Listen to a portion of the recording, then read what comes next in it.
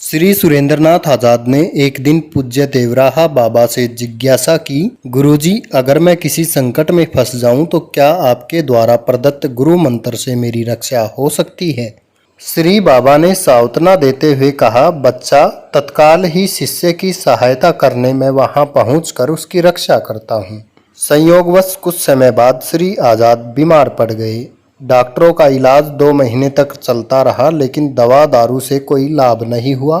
रोग बढ़ता ही गया। वह काशी के हबीबपुर मोहल्ले में किराए के मकान में रहते थे। उसके पड़ोसी नन्हे मियाँ नजूमी एक तांत्रिक थे और दिन रात लोगों की भीड़ उनके यहाँ लगी रहती थी। लोग उनसे तंत्र मंत्र कराकर अपने काम की सिद्धि कराते थे।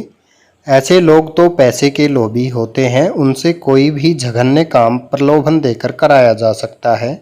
सुरेंद्रनाथ के घर के बैरी ने उन पर जादू करा दिया ताकि आजाद काल कवलित हो जाए और उनके घर का सारा सामान हथियाया जा सके। इसकी जानकारी बेचारे आजाद को नहीं थी। ये जानते भी कैसे? तांत्रिकों का प्रहार तो अशरीरी माध्यमों के द्वारा होता है।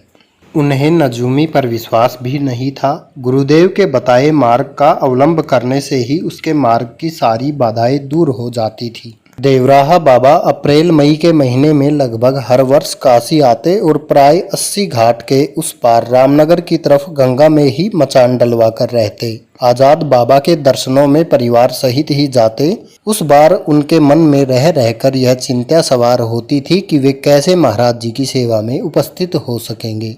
रोग से बढ़ती कमजोरी ने उन्हें निढाल कर दिया था। यह चिंता उन्हें सताती रहती कि वह महाराज जी से अब की बार कैसे मिलेंगे। लेकिन अच्छा, जैसे गुरुदेव की मर्जी सोचकर वे धीरज धारण करते।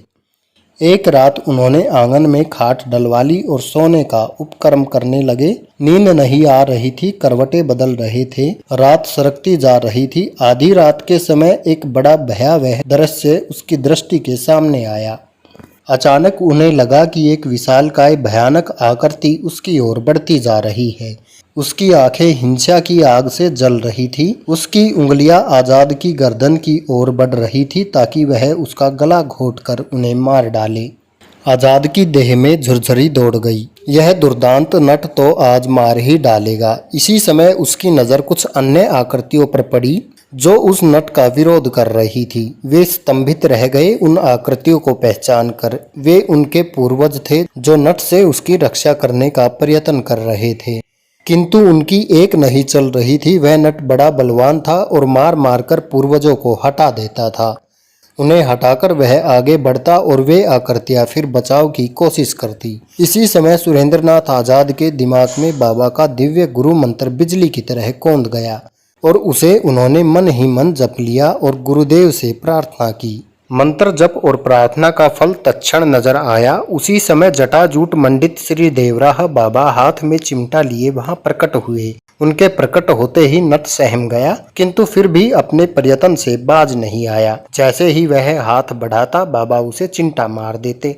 उस नट को बाबा ने 3 बार चिमटे मारे। तीसरी बार चोट लगते ही वह नट धाराशायी हो गया और देखते ही देखते जलकर भस्म हो गया। उसके जलते ही महाराज देवराहा बाबा की आकृति भी अंतर्ध्यान हो गई। प्रातःकाल उठकर आजाद चबूतरे पर आए तो पड़ोसी नन्हे मियाँ नजूमी आदम के सलाम करने के बाद वे बार बार अलविदा लेने लगे। गार्ड साहब, मुझे माफ़ करें, आप एक महान व्यक्ति हैं, मुझसे भूल हो गई। अब मैं शाम तक दुनिया से विदा ले लूँगा।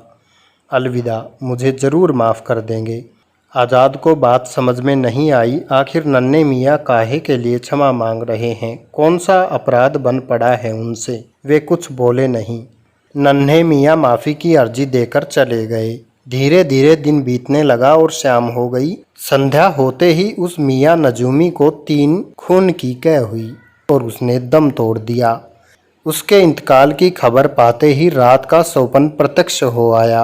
बेचारे का इष्ट ही जलकर खाक हो गया और सारी शक्ति उसी के साथ चली गई। नन्हा मियाँ क्या करता जीकर, उसे मरना पड़ा। गुरु मंत्र में अपार शक्ति होती है। वह शक्ति का केंद्र है, चिन्मय शक्ति है। श्री बाबा का यह कथन अक्षरशः सत्य है।